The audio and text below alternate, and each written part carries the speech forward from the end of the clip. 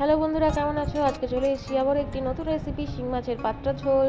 এটা কিন্তু এই গরমে একদম হালকা পাতলা একটি রান্না। এটি খেলে কিন্তু আমাদের পেট আর মন দুটোই কিন্তু খুশি হয়ে যাবে। এই দেখো, অনেকেই আবার নাক সিটকাচ্ছ, এই মাছ খাই না। আরে দাঁড়াও দাঁড়াও, যাচ্ছ কোথায়? একবার দেখো ভিডিওটা, পুরো রেসিপিটা দেখে নিজেরা বাড়িতে ট্রাই করো, খেয়ে নিয়ে তারপর বলবে কেমন খেলে। আগেই কেন নাক সিটকাও বলো তো? আচ্ছা যাই হোক, প্রথমে মাছগুলোকে এরকম লবণ হলুদ দিয়ে ভালো করে সুন্দর করে মাখিয়ে নিতে হবে।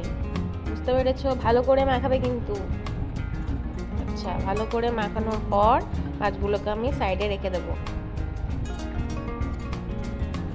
তারপর তেলে একটু লবণ দিয়ে দেবো, কারণ মাছগুলো তেলে দিলেই কিন্তু নাচতে শুরু করবে। তার জন্যই আমি লবণ দিলাম, যাতে মাছগুলো একটু কম নাচে। আচ্ছা যাই হোক, এটা কোনো বিষয় নয়।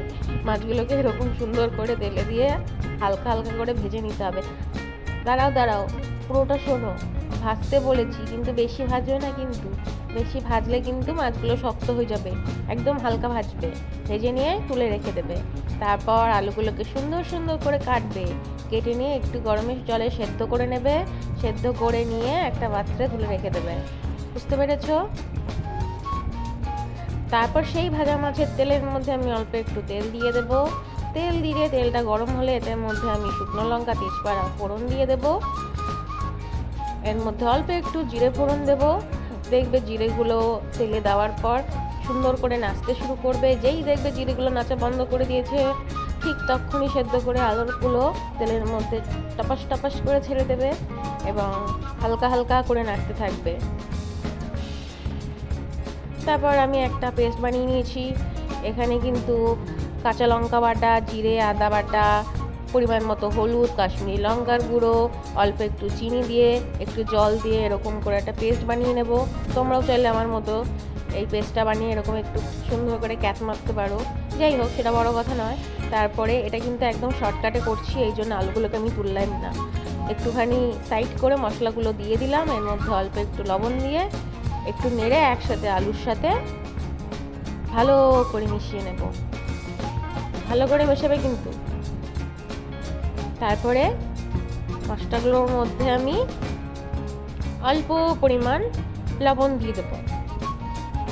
আর বেশি লবণ দিও না, তাহলে কিন্তু খেতে বসে আবার সবাই নাক ছিটকাবে যে হ্যাঁ বেশি লবণ। যাই হোক, তারপর আমি ভালো করে মশলাগুলোকে কষিয়ে নেব। যেই দেখবে মশলাগুলো শুকিয়ে এসছে, অমনি মাছগুলোকে সাঁতার কাটার জন্য একটা ছোট্ট পুকুর বানিয়ে নেব। আরে আমি জল দেওয়ার কথা বলছি। এতে যে যেমন ঝোল খাও সেই মতো ঝোল দিয়ে দেবে। বুঝেছো? এবার সুন্দর করে আমি মিশিয়ে নেব। একটুখানি ঝোলটা ফুটে এলেই বুঝে যাবে মাছগুলো পুকুরে ছাড়ার জন্য রেডি। আর ভাজা মাছগুলো জলে আমি দিয়ে দিলাম, যাতে মাছগুলো একটু সুন্দর করে সাঁতার কাটতে পারে। তারপরে আমি ভালো করে জলের মধ্যে মাছগুলোকে টুপুস টুপুস করে ডুবিয়ে দিলাম। এই দেখো, আমার কিন্তু ঝোল ফুটে এসছে। দেখো কিরকম টকবক টকবক করে ফুটছে। আচ্ছা আচ্ছা, ভালো কথা। এবার আমি গ্যাসটা একটু কমিয়ে একটু ঢাকা দিয়ে রাখি। এই দেখো, ঢাকা তুললেই মাছগুলোর গায়ে একটু সেন্ট মাখিয়ে দিচ্ছে। কিন্তু যে সে সেন্ট নয়, এই হচ্ছে গরম মশলা। এটা দিলে একটা সুন্দর গন্ধ আসবে।